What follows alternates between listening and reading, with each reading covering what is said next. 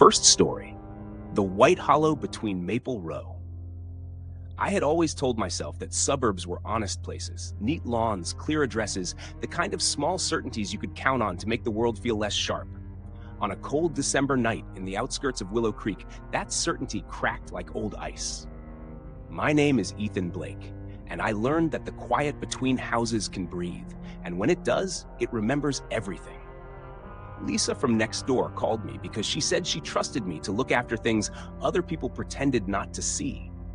She asked me to check on her stray, Jasper, who had been slipping in and out of her yard and into the hollow behind the Thomason place. The Thomason house had been empty for years. Kids dared each other toward it on summer nights and then ran back laughing. In winter, it looked like a swallowed tooth, boarded up, patient, the backyard swallowed in shadows. I thought I was only doing a favor. I was not prepared for how fast a small kindness could change the weight of a life.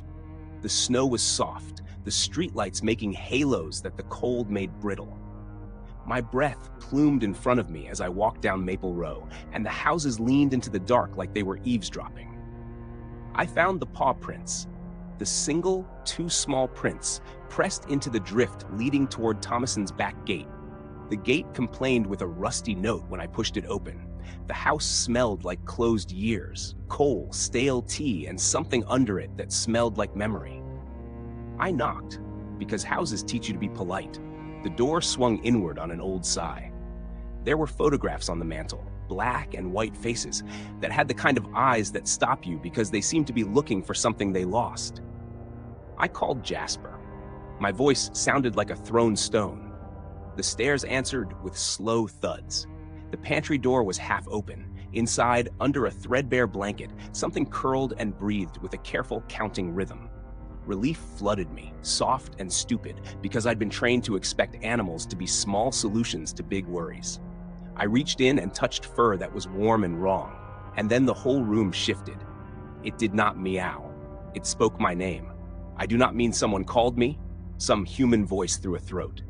The sound filled my head, a pressure like winter pressing on a window. It was several things at once, a neighbor humming, the forgotten last line of a hymn, a child saying a secret. My knees gave out. For one terrible, gorgeous second, I felt that house fold me inside it, as if wood and plaster could remember the shape of a man and keep him safe by swallowing his edges. I left with the cat, Jasper, or a thing wearing Jasper's skin, I could no longer tell, and the creature lay heavy against my chest, purring in a rhythm that counted fingers. 1, 2, 1, 2. I tucked it into my coat and walked back through lamplight that looked too steady, as if someone had brushed varnish over the world. At home, my apartment kept its small lights and familiar angles. Jasper, or the thing, slept at my feet like a punctuation mark. Days passed with the brittle normal of someone who thinks they can ignore a draft. The town continued. Neighbors traded sugar, mail came on time, but my life began to have margins. Sounds arrived late or early. People called my name twice, then 3 times in the pause before I answered, as if they were summoning something from the next room of themselves. Small memos of the house began to trail me home. A smear of coal on my sleeve after a commute, the faint smell of mothballs on a borrowed jacket. Once, in the supermarket, the automatic doors hesitated, and in that hesitation, I felt someone studying the back of my skull. At night, there was a hush that was not empty. It was listening. A note appeared under my door one gray morning, a smear of soot and a thumb-bruised mark on the margin. Nothing written, but the meaning clear. You listened. Now listen back. I should have burned the thing then. That would have been sensible. Instead, driven by a curiosity foolish as a dare, I followed the prints that began to appear on snowy sidewalks. Not boots, not paws, smudges like flattened hands dragged along the crust. They led away from houses and toward Thomason's, as if the town itself had fingers and the fingers were all walking somewhere to be counted. The boarded window at the back was open when I arrived. Inside, a circle of chairs had been set in the living room. The faces from the photographs sat in them, only they were no longer pictures. They were people with the patience of long winters, with smiles folded into the grain of their skin. They listened with the kind of attention that makes you feel like every secret you've hidden is small change. At the center of the circle, Jasper sat, upright like a judge.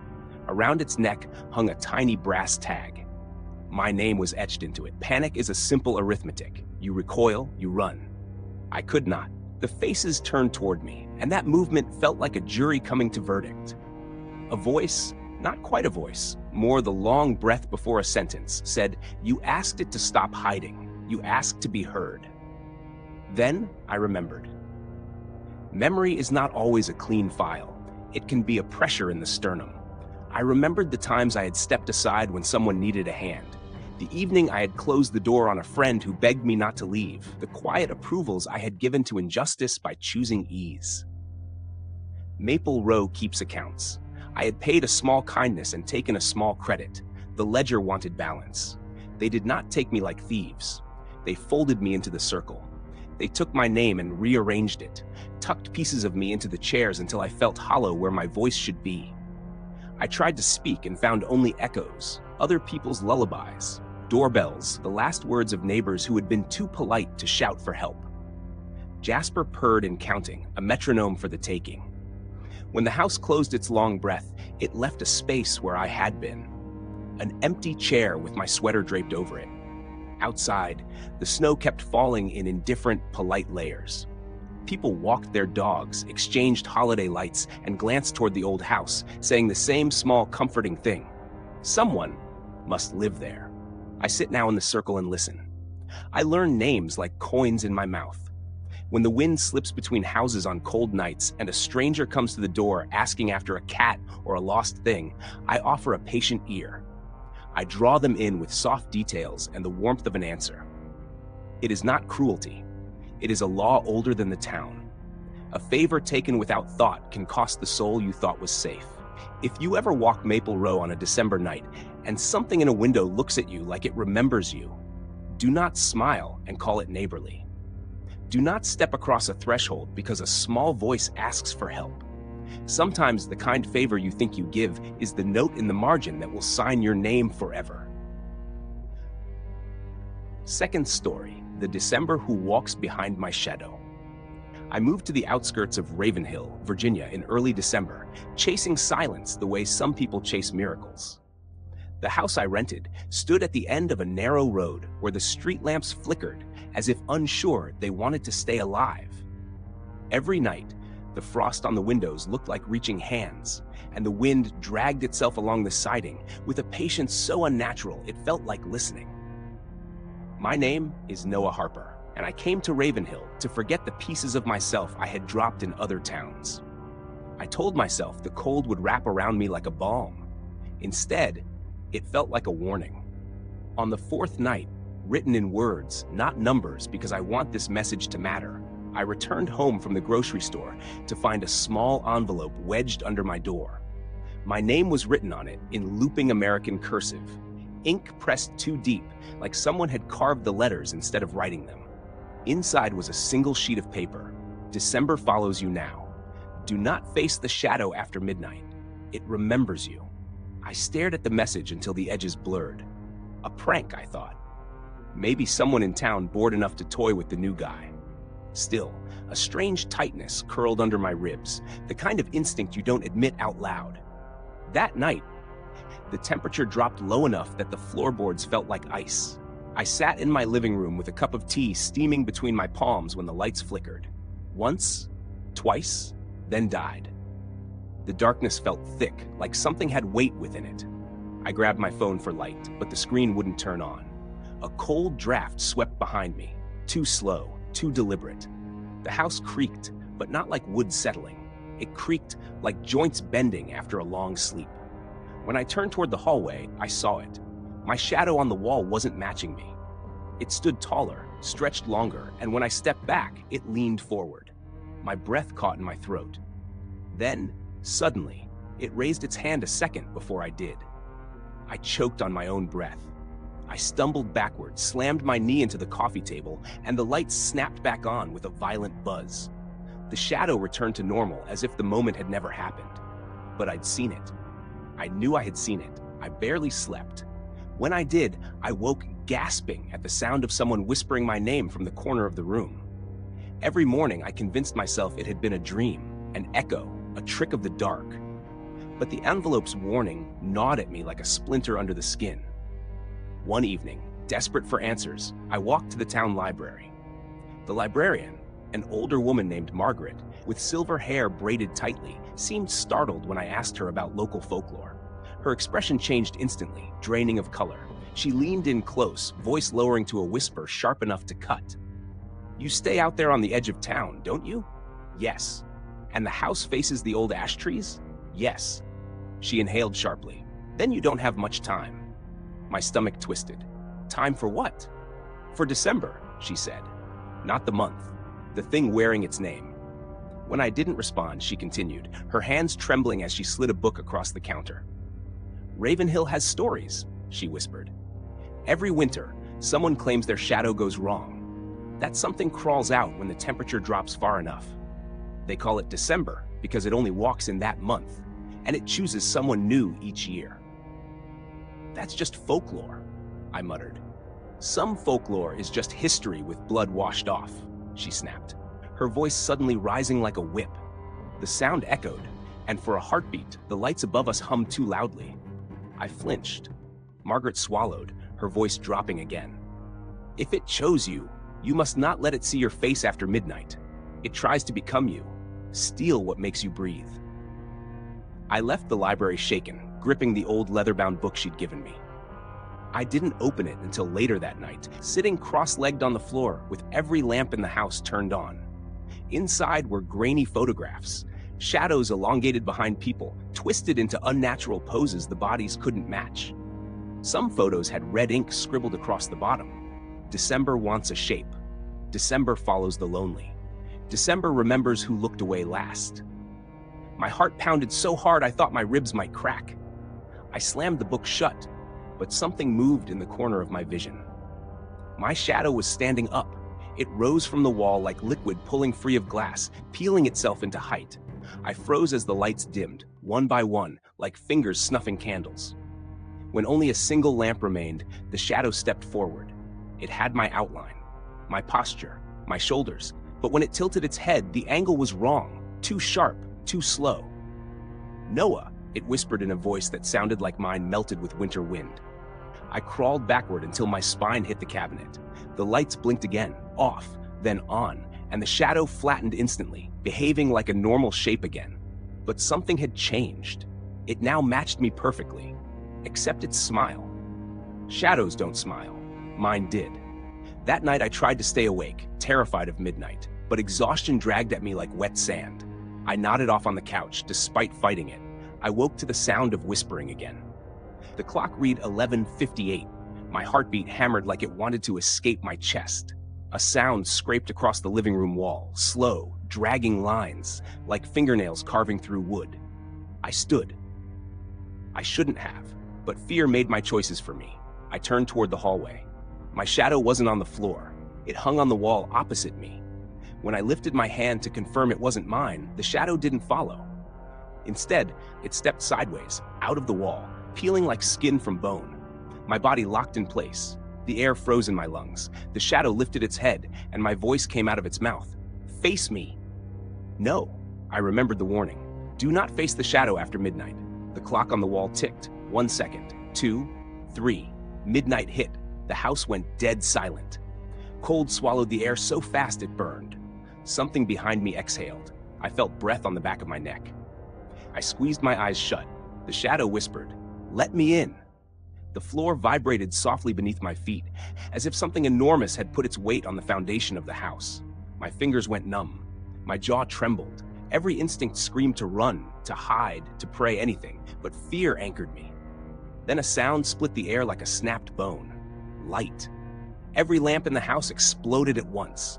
Glass rained across the room. I ducked too late. Shards sliced my cheek, hot blood sliding down my jaw. In the sudden darkness, the shadow's shape swelled, stretching taller, broader. I turned my back to it, my only defense. It laughed in my voice. A cold hand settled on my shoulder.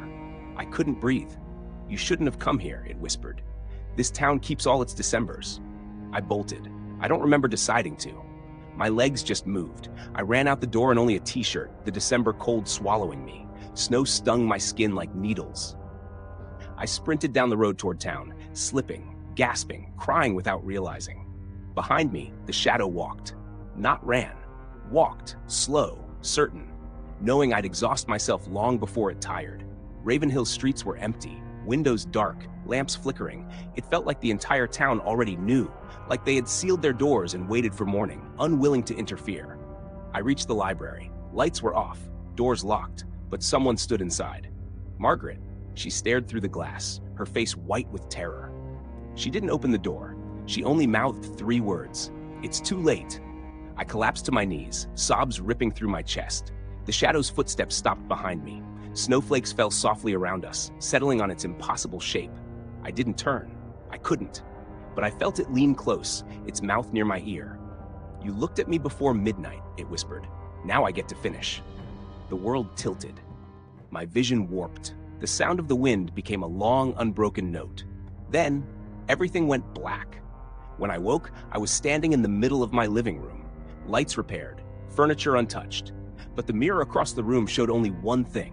A shadow, standing, not attached to my feet, just waiting. And my reflection was gone. I tried to scream, but no sound came out. My hand pressed to my throat.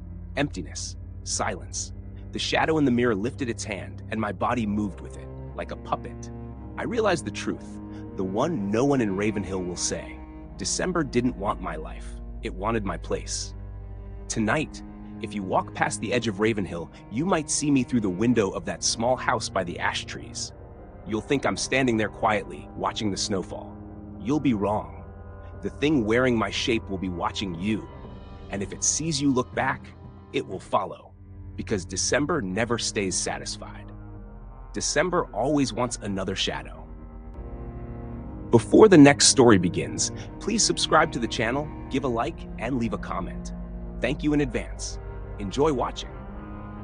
Third story, The Lantern That Remembered Snow. I returned to Ashwood in December to settle my father's last belongings, and the town felt smaller than memory allowed. Houses leaned toward each other like old friends whispering secrets, and the snow came early that year, coating every rooftop with a hush so heavy it felt like breath held too long. I promised myself I would do the simple things: clear the attic, sort the boxes, light the stubborn old stove. But night fell faster than I expected, and with it came sounds I thought I'd outgrown. The wind along Maple Street scraped at the windows in long, deliberate strokes. On my second night back, with the moon a thin slice over the rooftops, I heard singing drifting across the lane. It wasn't a tune I recognized, too soft to be human, too old to belong to anything living. When I stepped outside, the air hit my face like a warning. At the end of the block, the long-abandoned Holloway house glowed with a single light in the upstairs window. A lantern, swinging as if held by a hand I could not see. Everyone claimed that house had been empty for decades. Everyone was wrong. Footprints dotted the untouched snow between the hollow elm and my yard, stopping right at my gate as if someone had paused there, watching. The prints were small, spaced unevenly, and in the center of each step, something dark glimmered like shattered ice. My pulse hammered, not because I expected a stranger, but because the air felt distorted, like a moment stretched beyond its shape. I followed the trail back to the well behind Holloway. The lantern's glow trembled across the stone rim. When I leaned over, there was no water. There was only my reflection, younger, unfamiliar, wearing my father's old coat. The lantern burned behind my mirrored self, too bright to look at. I stumbled back, breath breaking into the cold air. The next morning, Tyler, the lanky neighbor kid, asked if I had checked the lantern yet. His tone made it sound like a December tradition. When I asked what lantern he meant, he stared as if I were the strange one. "The Holloway lantern," he said. "It always wakes up in December. My aunt says it keeps track of people." Keeps track. The phrase lodged under my ribs. Later, while digging through my father's attic boxes, I found a pocket watch jammed between old wool hats. The hands were frozen at 11 o'clock, perfectly opposite each other. On the back was a name carved deep into the metal: Miriam. I didn't know a Miriam, but my father had known many things he never spoke of. That night I returned to the Holloway well with the watch in my pocket. When I touched the lantern, its flame shifted, not flickering, but breathing. It cast long ribbons of light across the stones, and in that glow, I saw tiny etched names along the rim. Miriam Holloway, Sarah Cartwright, Thomas Keene, dozens of them. My fingers brushed another name, and my breath vanished. It was my mother's maiden name. A figure appeared in the lantern's smoke, a woman with frost-bright hair and cold, dark eyes. Her mouth moved, silently at first, until a soft voice rose inside the air itself. "You came back," she said. "You always return in December. Who are you?" My voice cracked on the cold. "Memory," she said. "Debt. The things you bury while the world sleeps." She reached for the watch. The flame curled around it like a clasp, and suddenly I felt December after December collapsing through me. Childhood winters, long drives home, the night my father whispered into the phone when he thought I was asleep. I felt every truth I had tried to leave behind. "There was a bargain once," she said. "A name for a morning, a memory for a safe year. We all pay, even those who forget they owe." "I have nothing left," I whispered. Her smile was fragile. "Then give me one truth you fear." I closed my eyes and swallowed the truth that had lived in me like a bruise. The truth about my father, the woman in the photo, the letters he burned in the fireplace. When I opened my eyes again, I was no longer beside the well. I was standing in my own kitchen, the radio whispering obituaries, the air unfamiliar as someone else's dream. The watch ticked backward on the counter. Panic drove me back to Holloway House. The lantern sat waiting, flame steady, patient. As I touched it, a network of glowing lines spread beneath my skin, a map connecting every house in Ashwood. Each line pulsed with secrets, the kind that people bury under December snow. And the map ended at my door. The lantern didn't want objects. It wanted witnesses. Someone to carry the weight of remembered truths. Someone to keep the flame alive through the winter nights while the town slept unaware. "Take me," I told it, because the alternative, letting the debt fall on someone unknowing, tasted worse than fear. The flame surged up my arm, warm as breath, binding itself to me. The next day, the town spoke only of a power outage caused by the storm. They explained away the strange lights. They always did. Snow erased footprints. Names vanished from the well. Only the lantern remained, glowing softly in the Holloway window. That night, when I opened the pocket watch, a new name had been etched beneath Miriam, my own. The lantern's glow shifted, and my heart leapt into my throat. I realized the truth. I had not saved anyone.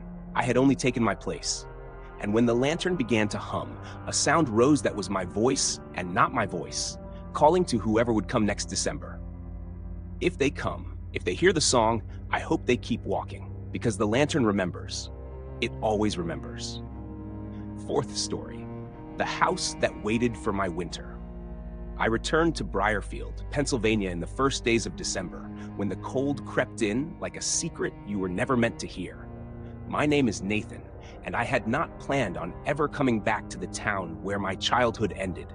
But grief has its own way of dragging you into places you swore you buried. My mother passed in late autumn, and her old wooden house on Larchwood Drive became my responsibility. I convinced myself I could handle a few weeks alone. I convinced myself December wouldn't matter. I drove into town under a sky bruised purple, the kind that looks like it's waiting to split open. The moment I stepped out of the car, the wind hit me with a memory. My mother yelling my name from the porch, her voice bright, alive, unaware of everything that haunted the backyard at night. I tried to smile, but it felt wrong. The house had not aged gracefully. Paint peeled like old scabs, the porch sagged forward as if exhausted, and the windows looked dim, as though something inside had sucked the warmth from the glass. Inside, the air was stale, faintly metallic. I flipped the light switch. The bulbs flickered, then steadied with a low hum. I dropped my bags and felt it instantly, the sensation that the house exhaled as though relieved I had finally come home. The floorboards creaked behind me, one single step, too deliberate to be settling wood. I spun around. Nothing. But the air felt aware. That first night I slept with the bedroom door locked. The December wind pressed against the walls, whispering like someone asking to be let in. Around 2 a.m, I woke to a soft, dragging sound, fabric sliding across wood. I held my breath. The sound stopped right outside my bedroom door, followed by an unmistakable whisper of my name. Nathan. I froze. Every hair on my body stood upright. My chest tightened until I thought I would choke. The whisper was not my mother's voice. It was too thin, too stretched, like a voice that had been forced through a crack too small for sound. I stayed awake until sunrise. The next morning, I walked through town searching for warmth or normalcy. At Harper's Diner, I saw an old childhood friend, Jenna. She stared at me a little too long before forcing a smile. "You came back?" she said softly. "In December." "What's wrong with December?" Her face drained. "You really don't remember, do you?" Before I could ask, someone else in the diner snapped their head toward us. A man in a flannel coat, eyes hollow and feverish. He whispered something under his breath, something that sounded like winter marked him. Jenna grabbed my arm. "Nathan, listen. Don't stay in that house past midnight. Not in December. Not after what happened to your brother." The floor beneath me seemed to tilt. "Don't," I said sharply. "My brother died in an accident. That's all." Her look told me she didn't believe that. Not then. Not ever. I returned to the house with a trembling in my chest. The temperature inside had dropped drastically. I rubbed my hands together, but it did nothing. The cold wasn't natural. It clung to my bones like something with fingers. Around evening, I found something strange. A door in the hallway that I did not remember from childhood. It was narrow, wooden, and sat unnervingly flush with the wall. The doorknob was ice cold. When I pushed it open, it revealed a thin, steep staircase leading into darkness. A smell rose from below, earth, dust, and something older. My mother never mentioned a basement. I closed the door fast, heart hammering. The house creaked in response, almost displeased. Night arrived too quickly. I stayed in the living room, lights on, every lamp burning. Around 1 a.m., the bulbs flickered and went out all at once. Something moved upstairs. Slow, deliberate footsteps. I grabbed my flashlight. Each step I took up the stairs felt like walking into a mouth that was about to close. When I reached the landing, the air was freezing. My breath drifted in white clouds. My bedroom door, the one I had locked, stood wide open. Inside, carved into the wall above the bed, were words I had not seen before. "Winter remembers." My flashlight trembled in my hand. Behind me, a floorboard creaked. "Nathan?" This time the voice was right behind my ear. I ran. The door in the hallway had swung open by itself, the pitch-black basement gaping like a throat. The whispering started again. Dozens of whispers, layered, desperate, rising from below. They said my name the way a drowning person says the surface. I slammed the door, shoved a chair under the handle, and backed away. By morning, the chair was gone. The basement door stood open again. Outside, the snow had started falling heavily. The whole street looked deserted, buried in white silence. But on the porch, in the snow, I found footprints leading to the house. Bare feet. Human. Except the toes were disturbingly long, curling into the snow like claws. I stumbled back inside. That night, I decided I needed answers. I dug through my mother's old boxes until I found a faded folder labeled Nathan. Inside were newspaper clippings, all from December. All about disappearances. Children. Adults. Each one vanished during the first snow. One headline froze my blood. "Local boy found after 7 days. Claims the house kept me." It was my brother. His small face stared at me from the photo, pale, terrified. I felt my stomach twist. His statement written shakily, it knew our names. It wanted the winter ones. I dropped the paper. My vision blurred. Something moved in the hallway. Slow, dragging, coming closer. The living room lights went out, plunging me into a thick dark that felt almost solid. "Nathan." The voice was everywhere at once. I backed into the corner. My breathing became sharp, panicked. From the darkness, I finally saw it. A tall, thin shape emerging from the hallway. Limbs too long, body bending in angles that made my spine lock with terror. Its skin pale as frost, its eyes hollow, yet burning faintly with a blue glow like dying embers. Around its body hung strips of fabric and old clothing, pieces of people it had taken. And in its hand, it held something small, a bracelet. My brother's bracelet. "You." I couldn't breathe. "You took him." The thing moved closer, head twitching with unnatural, jerking motions. It lifted the bracelet to its face almost gently. Then it hissed a single word that cut through me like ice. "Return."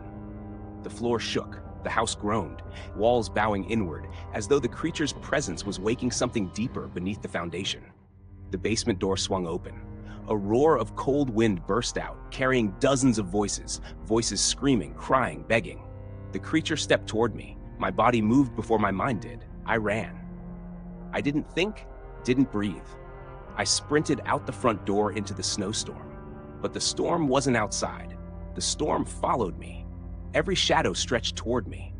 Every gust carried whispers. The snow on the ground moved like it was alive. I made it to my car, but the moment I grabbed the handle, a cold hand landed on my shoulder.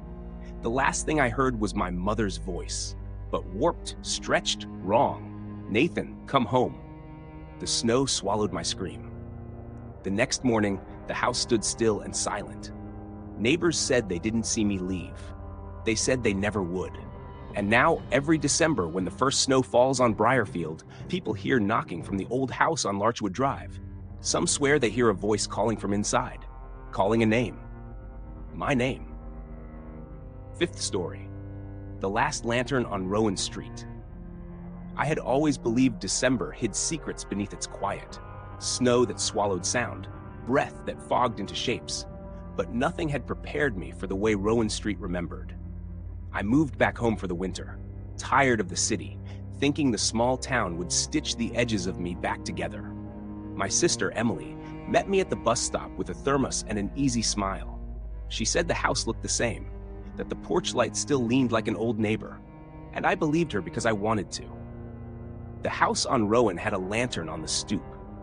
It was iron and dented, the glass webbed with age. And when I reached for the handle, my palm found a chill that did not belong to December. Emily laughed it off. "Family heirloom," she said, "left by our grandmother who had kept light like prayer." But that first night, when wind climbed the chimney and the radiator clanked like a tired clock, the lantern glowed on its own, a thin, steady ember behind the grimy pane. I told myself it was reflection, a stray headlight from the road. But in the middle of the night, I woke to footsteps in the hallway, and the lantern's light moving as if someone carried it past the door. I followed. Hallways smelled of dust and lemon oil, of old wool and something sweet beneath it, candle wax and old paper. The lantern stopped at the threshold to the parlor, and for a moment I could see in the glass the faint outline of a face that was not my own. It was no one I knew. My heart hammered like a fist against the ribcage of the house. I reached out, and the handle was warm. Warm. Not cold. I thought of Emily's laugh and the safe absurdity of it, and I told myself to be a man of reason, to flip a switch and track the wiring, to call someone. Instead, I lifted it. The light swallowed the room, a depthless, amber quiet. When I turned toward the window, the street was empty, trees like folded hands. Across from the house, the old maple shop had its shutter down and a wreath that sagged.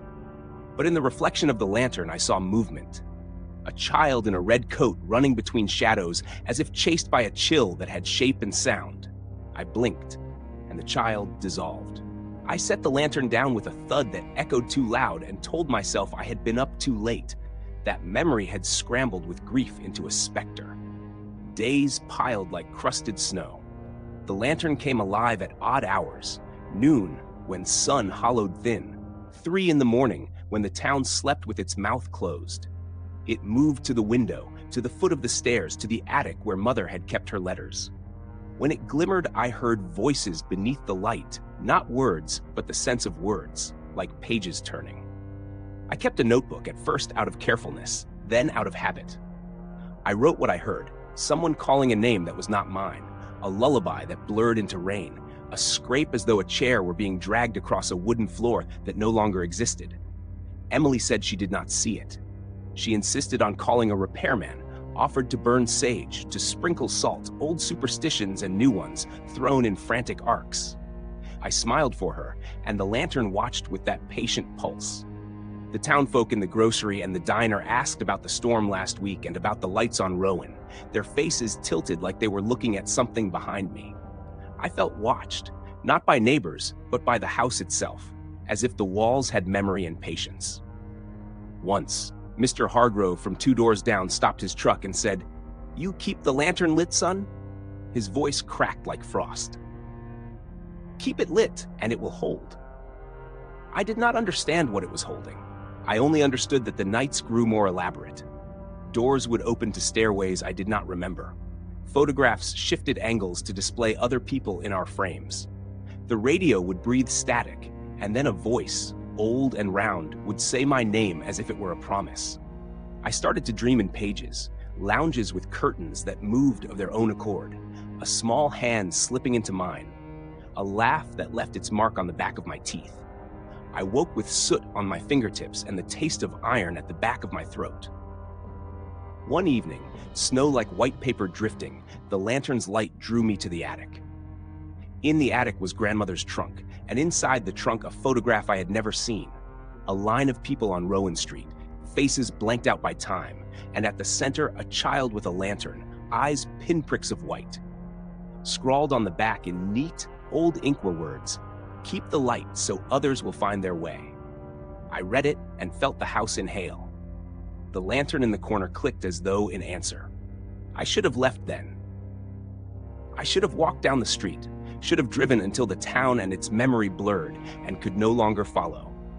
But when I reached the door, I found footprints in the snow leading away and then returning, small, uneven, as if some child had padded forth and then come back to stand on the stoop. The lantern was glowing on its own. I thought of the child in the red coat. I thought of the photograph. My chest ached with the weight of things left unsaid. I carried the lantern outside into the silent December air. Light spilled onto the street and the snow answered in ghostly angles. I walked.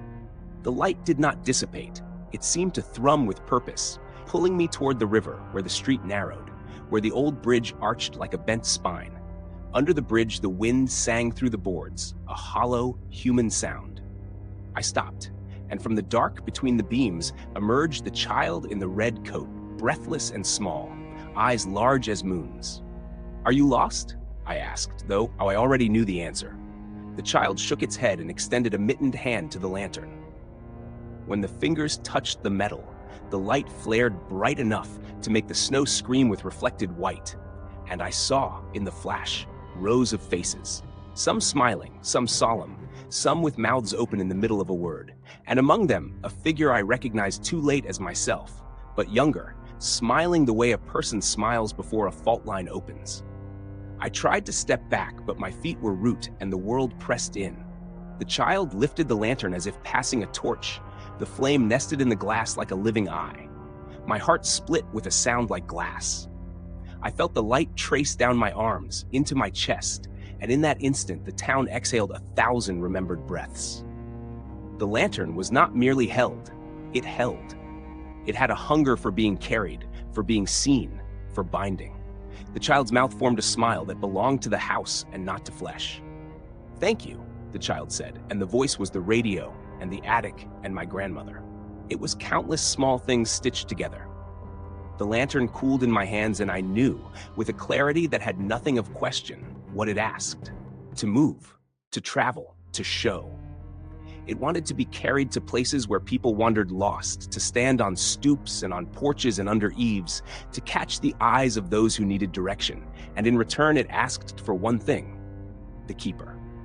I remember thinking of Emily, of the thermos at the bus stop, of the safe, stupid arithmetic of leaving and returning. I remember the cold in my teeth, the way the river looked like a black ribbon, and then the child was gone and not gone, a nothing and a presence, and the lantern was warm as a palm. I lifted it and began to walk back toward Rowan Street, toward the porch, toward the house that remembered me now as part of it. With every step, the light grew heavier, not in weight, but in claim. When I crossed the threshold, Emily stood in the doorway, worry carved across her face. "Did you find anything?" she asked. I could not answer. The lantern hummed. Behind its glass, the reflection of my face looked different, yearned and fixed, as though the glass had memorized a version of me and kept it safe. I set the lantern down where grandmother's had sat and watched its flame pulse like a slow, satisfied heartbeat. That night, I dreamed of roads and doors and faces lined up like lanterns, and when I woke, the house smelled of smoke and old paper and of things finally settled. Emily never spoke of it beyond that first frightened question. Neighbors asked if I had plans to fix the wiring or to put the lantern in the attic. Mr. Hargrove stopped by again and simply nodded when he saw me bending toward the light. "It takes a keeper," he said, and he did not sound surprised. In the weeks that followed, I found that I moved differently. People on the street would meet my eyes and shift, caught by something in my face that they could not name. Children glanced my way and clutched their coats tighter. Once, a girl missed her step on the walk and looked up and smiled at me with a recognition that made my chest fill with a cold, dull joy. They were finding their way. They were turning. The lantern glowed as if satisfied. And yet, when the wind peeled the shingles and December deepened into a darker quiet, there were hours when the light inside the glass seemed not like a help, but a prison. I would look at my hands and see the faint, lasting imprimatur of flame on my skin, a map of small scars like words. I moved through the house and sometimes forgot who I had been before the weight of the lantern pressed me into the pattern of keeper. Faces in the frame seemed to say goodbye, as if they had once known me as a passerby and now knew me as the place where the light lingered. There was no return. To leave would have been to drop the lantern and let it go cold, to let the lost wander homeless in the dark. I thought of running and of the impossibility of tearing myself from responsibility.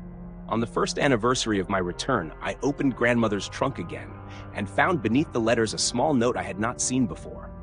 In a hand that was not quite human, it read, "Keep it lit for others. Do not carry it for yourself." The ink had run like a tear. I felt a laughter that was also a sob rise in my throat and then steady into something like acceptance. I do not say I am proud. I do not say I am free.